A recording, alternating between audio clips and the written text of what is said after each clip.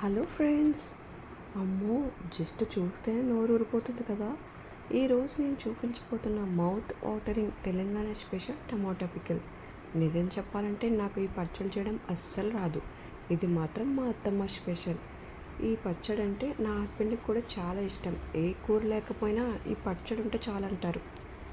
ముందుగా 2 కిలోల టమాటాలు తీసుకొని శుభ్రంగా కడిగి చిన్న చిన్న ముక్కలుగా కట్ చేసుకున్నాం. తర్వాత స్టవ్ ఆన్ చేసి కడాయి పెట్టుకొని అందులో కొంచెం ఆయిల్ వేసుకొని టమాటాలు వేసి ఉడికించాం. తర్వాత స్టవ్ ఆన్ చేసి వేరే ప్యాన్ పెట్టుకొని అందులో 1 స్పూన్ మెంతులు, 1 స్పూన్ జీలకర్ర, 2 స్పూన్స్ ఆవాలు వేసి బాగా ఫ్రై చేసుకొని మిక్సీ చేసి పక్కన పెట్టుకోవాలి.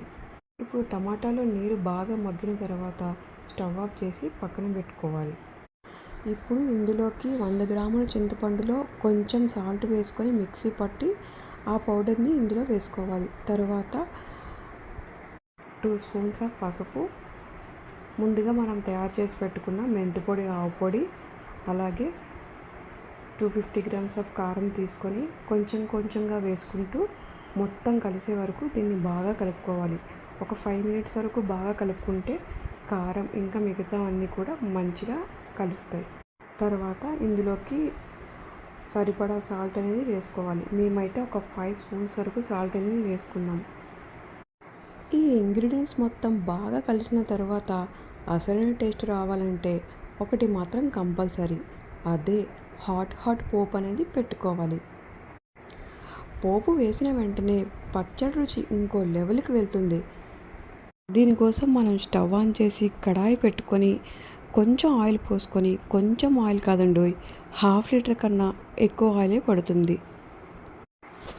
ఈ ఆయిల్ బాగా వేడెక్కిన తర్వాత అందులోకి కొంచెం ఆవాలు, జీలకర్ర, ఎండుమిరపకాయలు, అలాగే కొంచెం కరివేపాకు, తర్వాత కొంచెం మిక్సీ పట్టుకున్న ఎల్లిపాయలు వేసుకొని బాగా ఫ్రై చేసుకోవాలి.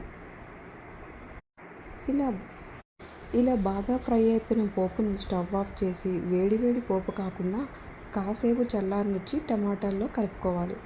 ఆ వాసన అయితే ఇంటి నిండా స్ప్రెడ్ అయిపోయింది.